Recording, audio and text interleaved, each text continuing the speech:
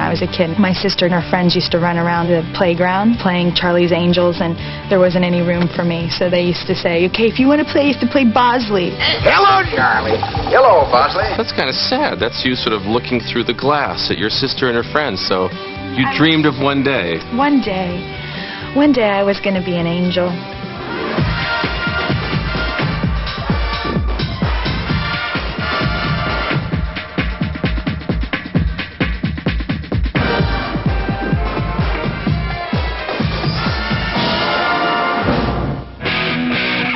Let's face it, scores of television shows have been remade for the big screen. And while some have been explosive hits, others have been out-of-this-world flops. But that hasn't stopped Hollywood from recycling more of our favorite small-screen classics. This November brings the latest, thanks to the trio grand of Cameron Diaz, Drew Barrymore, and Lucy Liu. Good morning, Angels. Good morning, Charlie. Once upon a time, there were 3 little girls who went to the police academy. But I took them away from all that, and now they work for me. My name is Charlie. With those words, a pop culture phenomenon was born. From its premiere in 1976, Charlie's Angels captivated the nation with its bodacious crime fighters, originally played by Farrah Fawcett, Jacqueline Smith, and Kate Jackson. The show's formula for success was simple. Each week, Charlie Townsend, the never-seen owner of the Townsend Detective Agency, called on the Angels to solve a case. What does Dan Mason want us to do, Charlie? Crack the smuggling ring that stashed the heroin on his flight. From there, the Angels went undercover as glamorous professionals. Well, had a look. You look like a driver. Let's go see if we can convince the locals. And solve the case by looking gorgeous and kicking ass. Fabulously.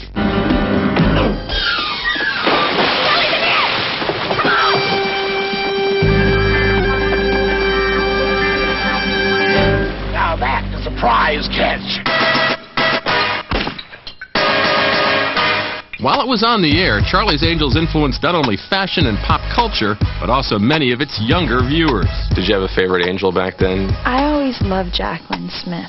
I always thought Kelly was so sophisticated. Her hair was like so long and beautifully brown. Isn't that funny? I feel exactly the same way. Did you grow up as a Charlie's Angels fan? I remember playing Charlie's Angels and, always playing Sabrina. Free! I had straight, short hair, and so I could never be Farrah. Were you kind of bummed about that? Well, Sabrina doesn't always grade out so high from what I've determined in my informal survey. I love her, damn it. Thanks very much for the vote of confidence. I loved them all. You mean you 3 are a team? Just like the Supremes. You could have your favorite, but it really sort of did take everyone to complement each other and create this whole unit. And the Angels, units got plenty of attention. You know, when Charlie's Angels first came out, people thought of it as a quote-unquote jiggle show, that it was a show just sort of about showing women in various stages of undress. But I gather you and a lot of other people didn't take it that way. You saw it as being strong women who were kicking butt and not just shaking it. Yeah, definitely. And most importantly, Chris, the most important thing to remember is that Charlie's Angels was about the hair, okay? There's nothing else. It was only about the hair. I loved how boy-oriented it was. Something for the Lord. And what denomination are you, little lady?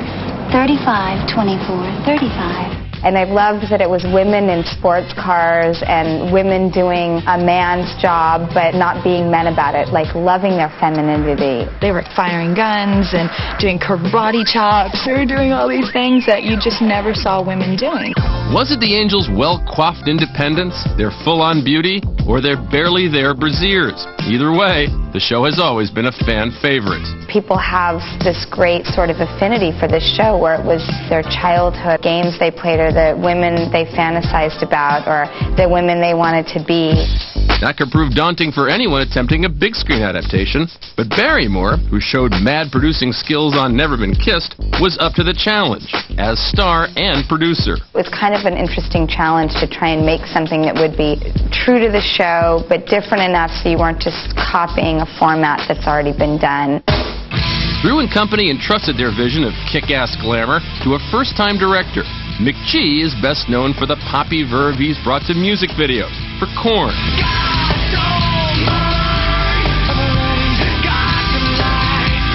Smash Mouth,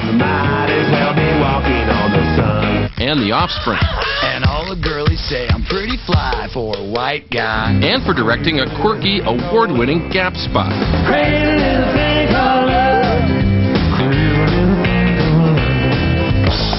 We were very wary of films that came from television shows from yesteryear. We actually have a line in our film. Another movie from an old TV show. What are you going to do? And we just address it right there. We just wanted to make sure that we were both respectful of, the show for what it was doing in the mid-'70s to the early '80s, but we wanted to make a film that was, scripted in the language of the year 2000. We didn't want to make a movie that was sort of like a throwback. We're not trying to mimic Farrah Fawcett or Kate Jackson or any of those women. We're taking it from a different point. We just tried to put it all together and come up with something, that was as original as possible. And when you're dealing with Lucy and you're dealing with Cameron and you're dealing with Drew, they can make chicken salad out of chicken no problem.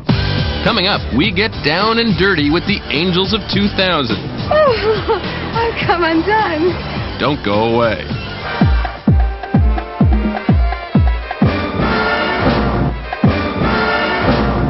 Even while Charlie's Angels was still in the planning stages, Hollywood was abuzz wondering who would star as the famous trio. Casting the first Angel was easy. Drew Barrymore came on board at the beginning as one of the film's producers as well as one of its stars. I wanted to play an angel because girls don't often have the opportunity to be as capable as men are in movies. Without having to be a man or make a big feminist statement, just sort of be capable and fun and sexy.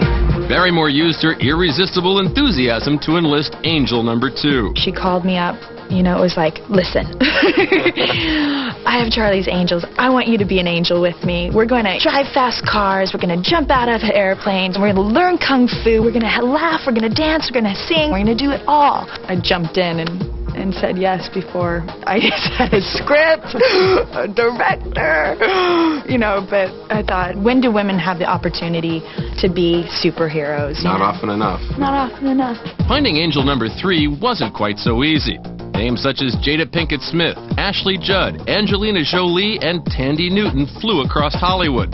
Even as Drew and Cameron started training for their roles, the third Angel was still at large. Given how close the two of you were, was it hard to find a third person who could fit into this relationship and be an equal partner in it, just as an actress? You wouldn't think that it would be, given the talent that we saw. We had a lot of ups and downs trying to find the girl, because we thought a couple times that we had, and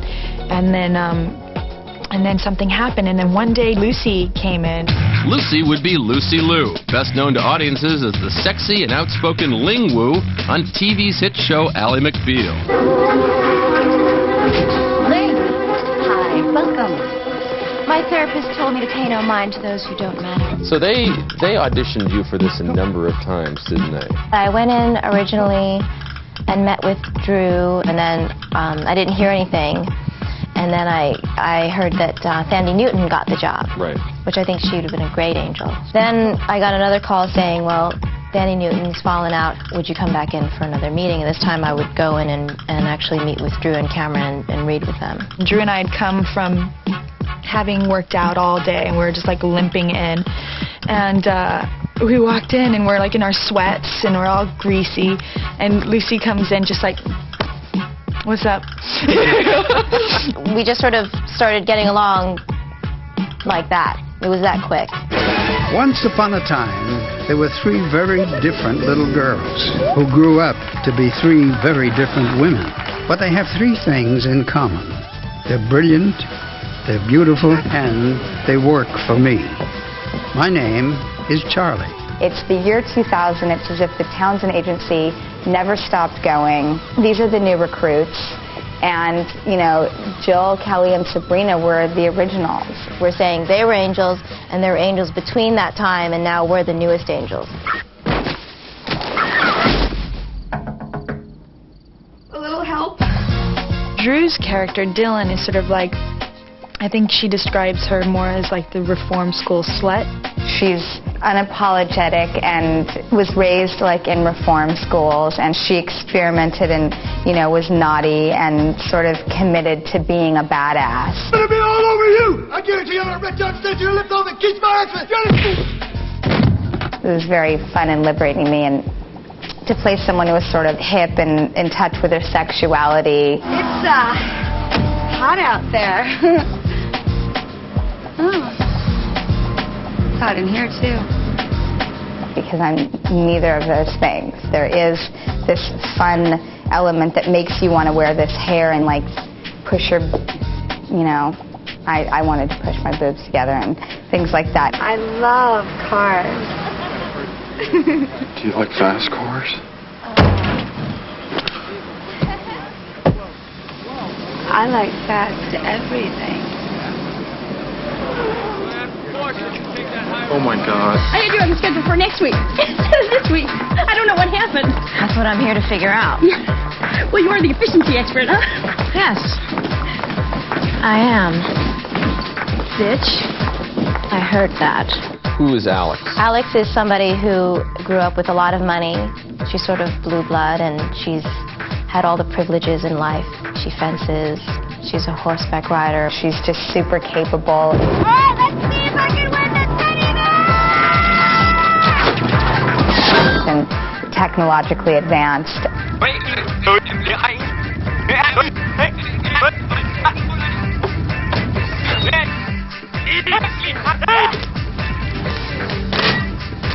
May I take your order, please? I think what she wants ultimately, most of all, is to have the most basic life with a family. She wants to cook. Oh, my muffin. And she wants to sort of be Martha Stewart in the end. Oh, boy. She's not really cut out for it. That was fast. They don't call me Balls Out Natalie for nothing. Natalie is very optimistic, just sort of like goes with the flow. You know, I signed that release waiver, so you can just feel free to stick things in my slot. She's good with the computers. Nat, how's it coming with the kidnapping footage? I'm just enhancing a reflection from the car window. And she's sort of a technical whiz, always knows what's going on sort of with satellites and stuff like that. All of Red Star's telecommunication satellites have global positioning systems. It gets a little rough on the set of Charlie's Angels, trying to throw around those satellite lines. How many times can you really say transponder in a major motion picture these days? I know. As Natalie, Diaz shows off a lot more than just her mastery of technical jargon. In a year that's brought its share of booty songs. Back that thing up. Shake your bonbon. And Bonk, bonk, bonk, bonk. there you go. You pull out an old school Yeah. booty classic. Oh my God. I like big butts and I cannot lie. You other brothers can't deny.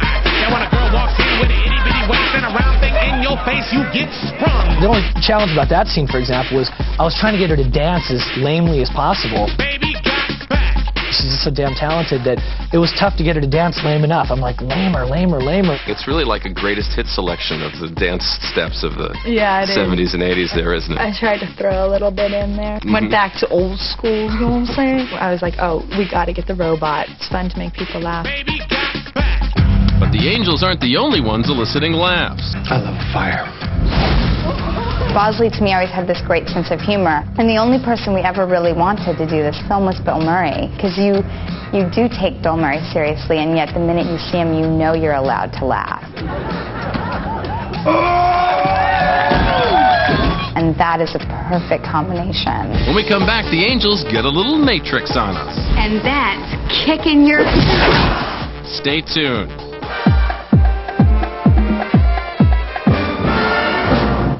If they put the work into it and believed in themselves and had a level of strength and confidence. If I could be an angel, anybody could be an angel.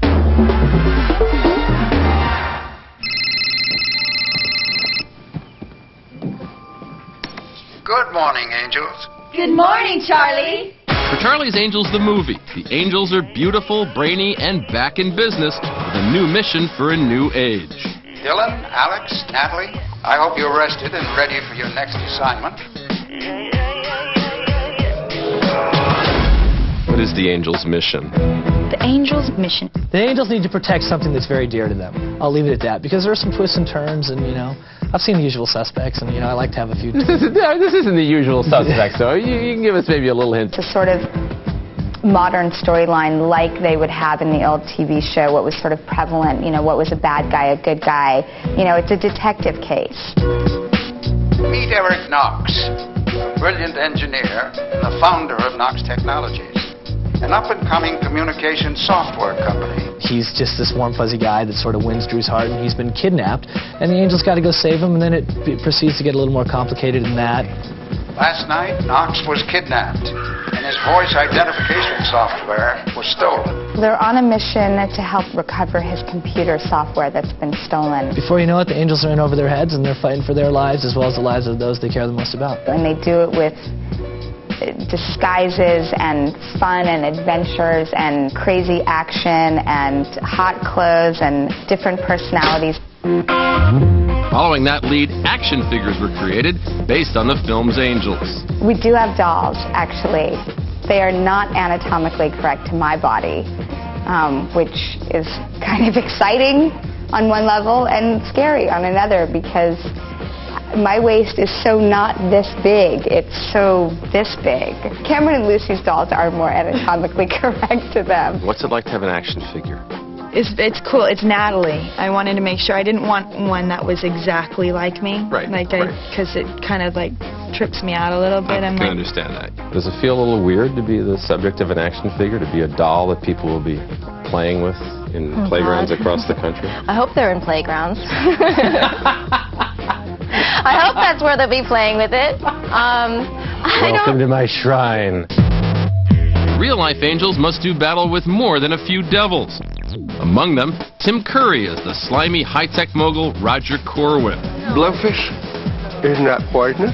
It's a rare delicacy for the man who has no fear of an excruciating death. Crispin Glover's Thin Man is an enigmatic fighting machine out to foil the Angels at every turn.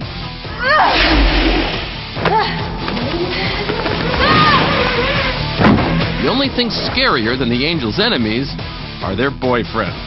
If you don't defuse this bomb, Logan, LA is going to be a new underwater attraction. Which wire? The red one or the blue one? Bum, bum, bum. That is not helping. Ooh, my muffin. Matt LeBlanc plays an especially clueless actor who's Lucy Liu's love interest. She's, you know, the actual sort of superhero. And he's a gentleman that plays superheroes. So there's this hysterical dichotomy that's going on between them. But this is stupid anyway. I mean, why wouldn't I just yank the wire? No, honey, those are dummy wires. The real mechanism is inside, encased in a titanium shell. If you trip the external feedback circuit, the bomb will detonate. He's playing this sort of Jean-Claude Van Damme sort of thing, and, you know, and he doesn't know what I do. He thinks I'm a bikini waxer. You know, for a bikini waxer, you know an awful lot about bombs. He's got the whole machismo thing going, you know, and in reality, I'm actually, in real life, that's what I do. She's not the only Angel with heavenly hunks on her mind. I hadn't seen you one of these before, you know? Brand new. Like a virgin, you know? I mean, it's my first time. And then there's Luke Wilson, who is just the most awesome, and he plays Pete, who's with Natalie.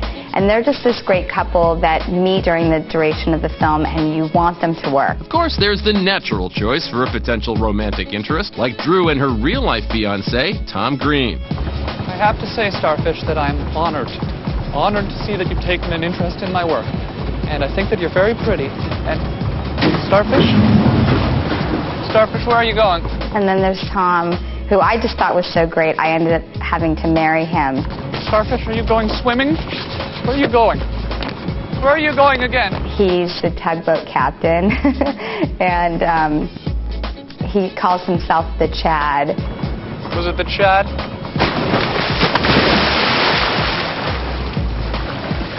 No! The Chad was great. Filled as it is with action, adventure, and more than a little ooh-la-la, Charlie's Angels saved its biggest blasts for its leading ladies. It's just three women who are action heroes in a film. It's undeniable that we're working together as a team, whether it's to save the world or whatever it is, and it's a fun movie that's very lighthearted. We wanted to make it accessible to all audiences, to women and to men, And we wanted girls to be able to go, oh, I know, like, I'm not intimidated by that person. They're just like girls that are out there. Maybe they run a corporation, maybe they're wearing a Valentino gown, maybe they're in cut-off jeans, riding motorcycles over white trash trailers in Kid Rock videos. They can do anything they want to do. Drew and I said, no matter what, people have to have a good time watching this movie. If there's anything we accomplish, if people didn't follow the storyline from here to there, as long as they had a laugh, that's all that you have to do.